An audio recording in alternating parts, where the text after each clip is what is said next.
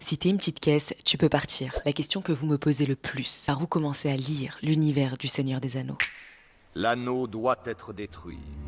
Tout d'abord, Le Hobbit ou Le Seigneur des Anneaux. Le Hobbit, c'est lire une œuvre de Tolkien ou Tolkien. J'ouvre le débat, tout en posant son cerveau. Mais rien t'empêche de commencer avec Le Seigneur des Anneaux. Par contre, que ce soit Le Hobbit ou Le Seigneur des Anneaux, il faut lire en conscience. Et donner de l'intérêt aux rêves, aux noms anciens, aux héros de la mythologie de la Terre du Milieu, aux objets. Pour continuer, le Silmarillion. C'est dur, c'est pas si long, mais extrêmement dense et indispensable pour s'imprégner du reste. Pour les warriors, tu peux commencer avec le Silmarillion, mais faut au moins avoir vu les films pour avoir de l'affect. Sinon, tu auras l'impression de lire un texte religieux. Après 3-4 lectures du Silmarillion, et je blague à peine, courage. Beren et Luthien, les enfants de Húrin, et la chute de Gondolin. Quand le Silmarillion est encore frais dans ta tête, ça va renforcer la compréhension de ces histoires importantes dans le Silmarillion. J'ai beaucoup dit Silmarillion, mais c'est indispensable. Mais courage. Déjà, là t'es calé. Je te parlerai plus de choses obscures. Tout sera très clair pour toi. Et tu pourras même chipoter avec moi. Si t'es encore des nôtres, t'es piqué. Welcome. Choisis ton clan. Après ce beau morceau, tu peux te lancer dans Contes et légendes inachevé.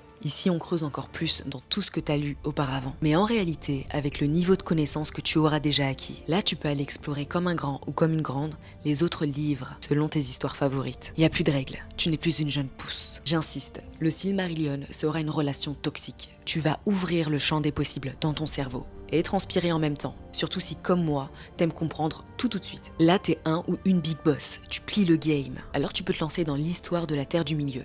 12 volumes. Et là, le reste du monde doit t'appeler My Lord. Juste pour info pour les derniers vaillants, les aventures de Tom Bombadil et la nature sur Middle-earth. Ça fait peur. Il faut que t'aies peur. Mais c'est une grande aventure, et c'est pas pour les poules mouillées. Mais qu'est-ce que c'est bien, et qu'est-ce que ça fait du bien dans ce monde de dingue sans saveur. Enregistre bien pour t'en souvenir et envoie ça à quelqu'un qui veut se lancer.